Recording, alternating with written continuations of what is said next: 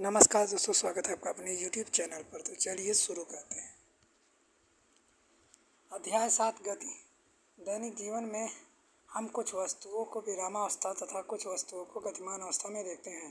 पक्षी उड़ते हैं, मछलियाँ तैरती हैं, रक्त का प्रवाह सिराओं धमनियों में होता है, मोटर गाड़ियाँ चलती हैं, परमाणु अणु ग्रह तारे आकाशगंगाएं सभी गतिमान हैं। हम प्रायः यह समझते हैं कि कोई वस्तु गति में तभी आती है जब समय के साथ अपनी स्थिति को परिवर्तित करती है। तथापि ऐसी कोई अवस्थाएं जिनमें गति के अस्तित्व के अप्रत्यक्ष साक्ष्य हैं। उदाहरण के लिए हम हवा की गति का अनुमान धूल कण के उड़ने व पेड़ों की शाखाओं और पत्तियों के हिलने डुलने से लगाते हैं। सूर्योदय, मौसम परिवर्तन, परिघटनाओं के क्या कारण हैं? क्या यह पृथ्वी की गति के कारण है? यदि सही है तो हम पृथ्वी की गति का अनुमान प्रत्यक्ष रूप से क्यों नहीं लगा पाते? किसी व्यक्ति के लिए एक वस्तु की गतिशील प्रतीत होती है जबकि दूसरी वस्तु के लिए स्थिर। गति कर रही बस के यात्रियों के लिए सड़क के किनारे लगे पेड़ पौधे पीछे की ओर गतिमान होते हैं, जबकि सड़क पर किनारे खड़ा एक व्यक्ति बस के साथ यात्रियों को भी गति कराते हुए पाता है। बस के अंदर बैठा हुआ यात्री अपने साथी यात्रियों की विरामावस्था में पाता है। वह अवलोकन में क्या करते हैं?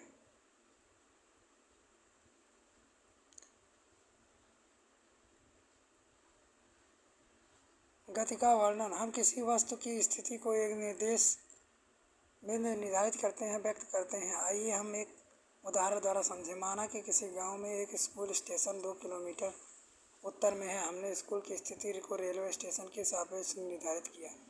इस उदाहरण में रेलवे स्टेशन निर्देशित बिंदु है। हम दूसरे बिंदुओं का भी अपनी सुविधानुसार चयन कर सकते हैं। इसलिए किसी वस्तु की स्थिति को बताने के लिए एक निर्देश बिंदु की आवश्यकता होती है, जिसे मूल बिंदु कहा जाता है। सरल रेखीय गति। गति का सबसे साधारण प्रकार सरल रेखीय गति है। हमने सबसे पहले एक उदाहरण के द्वारा व्यक्त करना सीखा। माना कि कोई वस्तु सरल रेखीय पथ पर गतिमान है। वस्तु अपनी गति बिंदु O से प्रारंभ करती है, जिसे निर्देश बिंदु माना जाता है। माना कि भिन्न क्षणों में A, B और C वस्तु की स्थितियों को प्रदर्शित करते हैं। पहले C और B से गुजरती है तथा A पर पहुंचती है। इसके पश्चात उसी पथ पर लौटती है, B से गुजरते हुए C तक पहुंचती है।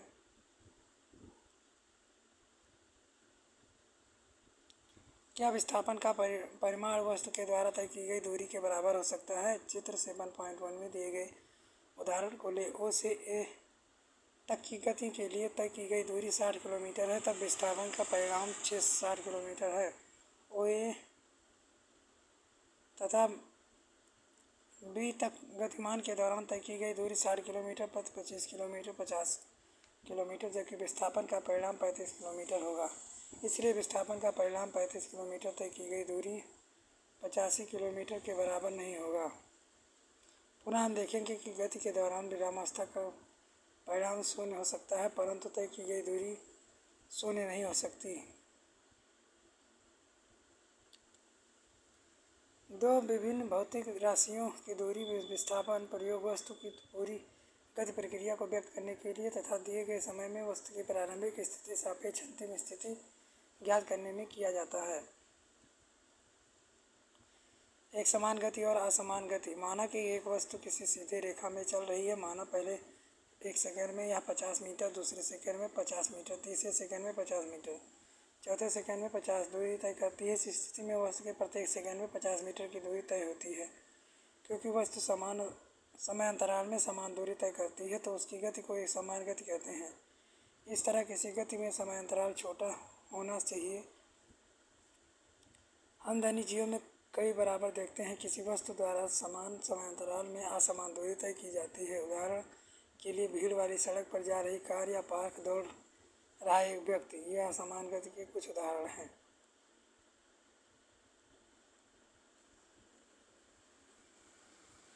गति की दर का मापन। चित्र 7.2 में दी गई स्थिति को देखते हुए 7.2a यदि गेंद की गति 143 किलोमीटर प्रति घंटा है तो इसका क्या अर्थ है? किसी 7.b में दिए गए साइन बोर्ड से आप क्या समझते हैं? किसी दी गई निश्चित दूरी को तय करने के लिए अलग अलग वस्तुएं अलग अलग समय लगेंगी। इसमें से कुछ तेज चलती हैं तो कुछ धीमे। वस्तुओं की गति करने की दर अलग अलग हो सकती हैं। अलग अलग वस्तुएं समान दर से भी गति कर सकती हैं। वस्तु द्वारा इकाई समय तय की गई दूरी के उपयोग के लिए वस्तु की गति द्वारा प्राप्त की जा सकती है।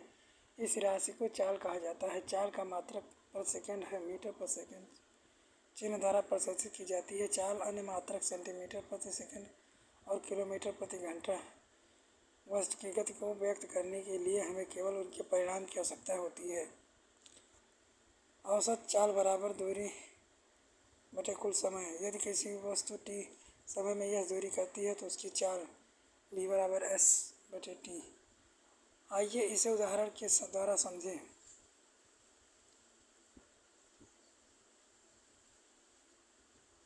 दिशा के साथ चाल। किसी वस्तु की गति दर और अधिक व्यापक हो सकती है अगर हम उसकी चाल के साथ दिशा को भी व्यक्त करें। हम राशि को जो इन दोनों पक्षों में व्यक्त कर सकते हैं उसे वेग कहा जाता है। अतः एक निश्चित दिशा में चाल के वेग कहते हैं। किसी वस्तु का वेग समान असमान हो सकता है यदि वस्तु की चाल गति दिशा दोनों परिवर्तन के साथ परिवर्तित हो सकती हैं। जब एक वस्तु सीधी रेखा में बदलती है चाल के साथ गति कर रही है तो हम इसकी गति के दर परिणाम के औसतन वेग और द्वारा व्यक्त कर सकते हैं। इसकी गणना औसत चाल की गणना के समान होती है। औसत वेग प्रारंभिक वेग अंतिम वेग बटे 2 v बराबर u v बाई 2, जहाँ v औसत वेग, u प्रारंभिक वेग तथा v वस्तु की अंतिम वेग है। चाल तथा वेग दोनों का मात्रक समान होता है इसलिए मीटर प्रति सेकंड ms।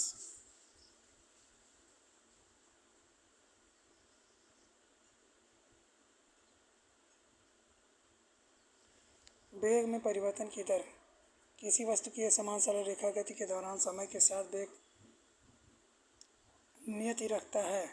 इस अवस्था में किसी समय अंतराल में वस्तु के वेग परिवर्तन शून्य है। यदि सामान्य गति वेग समय के साथ परिवर्तित होता है इसका मान विभिन्न समयों पर विभिन्न बिंदुओं पर भिन्न भिन्न होता है। इस प्रकार किसी समय अंतराल पर वस्तु के वेग में परिवर्तन शून्य नहीं होता है। क्या हम वस्तु के वेग में परिवर्तन कर सकते हैं? इस तरह से प्रश्नों का उत्तर देने के लिए हमें एक अन्य भौतिक राशि त्वरण के बारे में जानना होगा। किसी वस्तु की प्रति इकाई समय में वेग परिवर्तन की माप।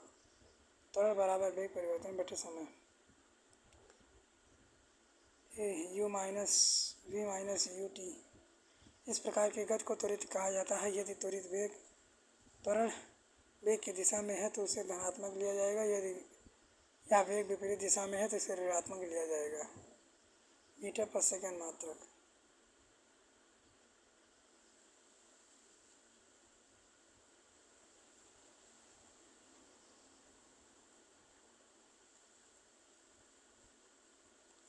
गति का ग्राफीय दर्शन। कई घटनाओं के बारे में मूल जानकारी सुविधाजनक विधि से ग्राफ द्वारा प्रदर्शित की जाती है। उदाहरण के लिए किसी एक दिवसीय क्रिकेट मैच के प्रसारण में किसी टीम का प्रत्येक ओवर में बनाए हुए रनों की दर को प्रायः ऊर्ध्वाधर बार ग्राफ में दिखाया जाता है जैसा कि आपने गणित में पढ़ा। एक सरल रेखीय ग्राफ की सहायता से दो चर युक्त रैखिक समीकरण का हल किया जाता है। किसी वस्तु की गति को दर्शाने के लिए एक रेखीय ग्राफ की आवश्यकता होती है। इस स्थिति में रेखा ग्राफ किसी एक भौतिक राशि द्वारा पर निर्भरता को दर्शाता है जैसे दूरी व वेग का दूरी राशि जैसे समय। दूरी समय ग्राफ। समय के साथ किसी वस्तु की स्थिति परिवर्तन को एक सुविधाजनक पैमाना मानकर अपनाकर दूरी समय ग्राफ द्वारा व्यक्त किया जा सकता है। इस ग्राफ में समय को x और दूरी को y द्वारा प्रदर्शित किया जा सकता है। दूरी समय ग्राफ को भिन्न अवस्थाओं में प्रदर्शित किया जा सकता है जैसे वस्तु एक समान चाल अथवा असमान चाल से चल रही हो, विरामावस्था में है इत्यादि।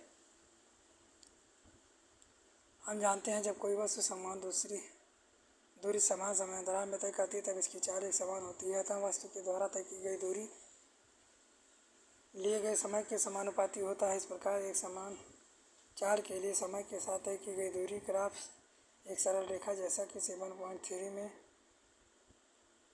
प्रदर्शित है। ग्राफ OB भाग यह दर्शाता है कि दूरी एक समान दर से बढ़ी रही है। यदि आप y अक्ष पर विस्थापित का परिणाम तय की गई दूरी के बराबर लेते हैं तो एक समान चाल के स्थान पर एक समान वेग पद का ही प्रयोग कर सकते हैं। हम त्वरित गति के लिए दूरी समय ग्राफ अंकित कर सकते हैं। सारणी 7.2 एक कार के द्वारा 2 सेकंड समय अंतराल में तय की गई दूरियों का प्रदर्शन। कार की गति के लिए दूरी समय ग्राफ चित्र 7.4 में दर्शाया गया है। ध्यान दें, ग्राफ की आकृति 7.3 से दिए गए ग्राफ से भिन्न है। वेग समय ग्राफ एक सरल रेखा में चल रही वस्तु के वेग समय के साथ परिवर्तन को वेग समय ग्राफ द्वारा दर्शाया जा सकता है। इस ग्राफ को समय को एक्स अक्ष पर, वेग को वाई अक्ष पर दर्शाया जाता है। यदि वस्तु एक समान वेग से गतिमान है तो समय के साथ वेग समय ग्राफ की ऊंचाई को कोई परिवर्तन नहीं होता। यह अक्ष के समानांतर एक सीधी रेखा होती है। 7.5 एक कार जो 40 किलोमीटर प्रति घंटा समान वेग से गति कर रही है, वेग के समय ग्राफ को दर्शाया गया है। हम जानते हैं कि एक समान वेग चल रही किसी वस्तु के वेग तथा समय गुणनफल के विस्थापन प्राप्त किया जाता है। वेग समय ग्राफ तथा समय अक्ष के द्वारा घेरा गया क्षेत्र विस्थापन के परिमाण के बराबर होता है।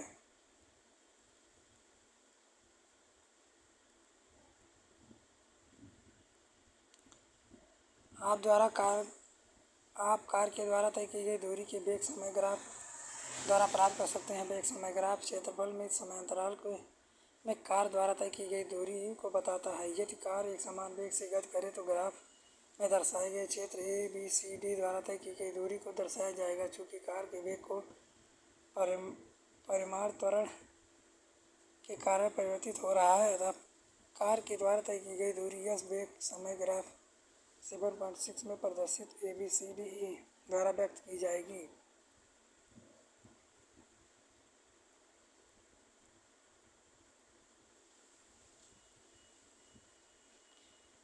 गति के समीकरण। कोई वस्तु सीधी रेखा में एक समान त्वरण से गति चलती है तो निश्चित समय अंतराल में समीकरणों द्वारा उनके वेग, गति, दौरान त्वरण व उनके द्वारा तय की गई दूरी के संबंध में स्थापित करना संभव हो जाता है, जिसे गति समीकरण के नाम से जाना जाता है। सुविधाओं के लिए एक प्रकार के 3 समीकरण समुच्चय हैं। u बराबर v बराबर u plus A T, s बराबर U T plus half A T square, 2s v 2 minus u, 7.5, 7.6, 7.7। जहाँ u वस्तु का प्रारंभिक वेग है, t समय एक समान त्वरण a से चलती है, v अंतिम वेग t समय वस्तु के द्वारा दी गई दूरी, s समीकरण 7.5 वेग समय में संबंध व्यक्त करती है तथा समीकरण 7.6 समय व स्थिति में बीच समय व्यक्त करती है। समीकरण 7.7 जो वेग एवं स्थिति के बीच संबंध व्यक्त करती है, जिसे समीकरण 7.5 से t को विलुप्त कर प्राप्त किया जा सकता है। इन तीनों समीकरणों को ग्राफीय विधि से भी प्राप्त किया जा सकता है।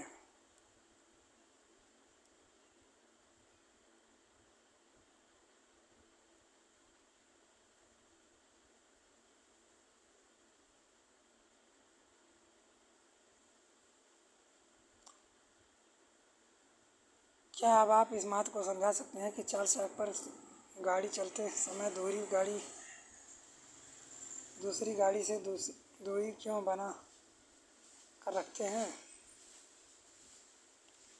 एक समान वृत्तीय गति। जब वस्तु वेग में परिवर्तित होता है, जब हम कहते हैं कि वस्तु त्वरित हो रही है, वेग में यह परिवर्तन वेग के परिणाम या गति की दिशा में दोनों के कारण होता है। क्या आप एक उदाहरण के बारे में सोच सकते हैं जिसमें से एक वस्तु अपने वेग के परिणाम को नहीं बदलती परंतु अपनी गति की दिशा को बदलती है?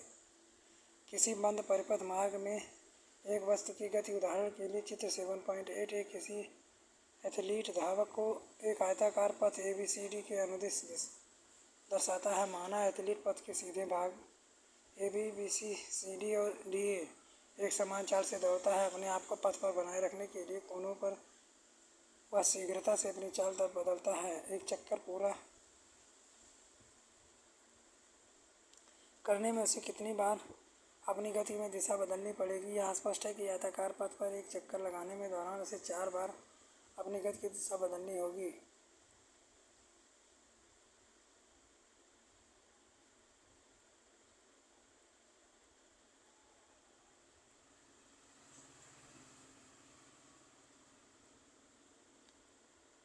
हम जानते हैं कि त्रिज्या आर वाले वृत्त की परिधि 2πr होती है। अगर एथलीट आर त्रिज्या वाले वृत्तीय पथ के एक चक्कर लगाने में t सेकंड समय लेता है तो v बराबर होगा 2πr/t।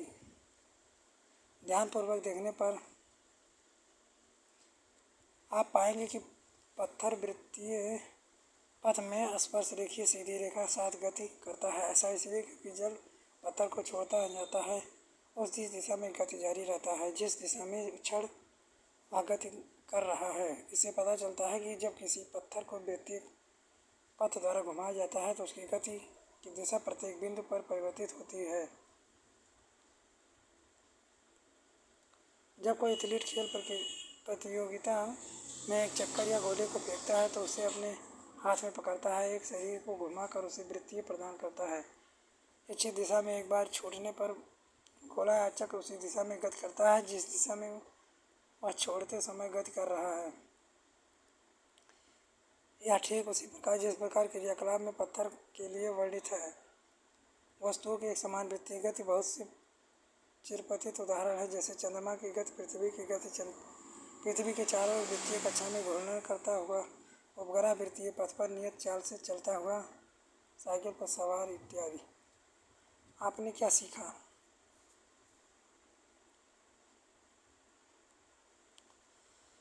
अभ्यास।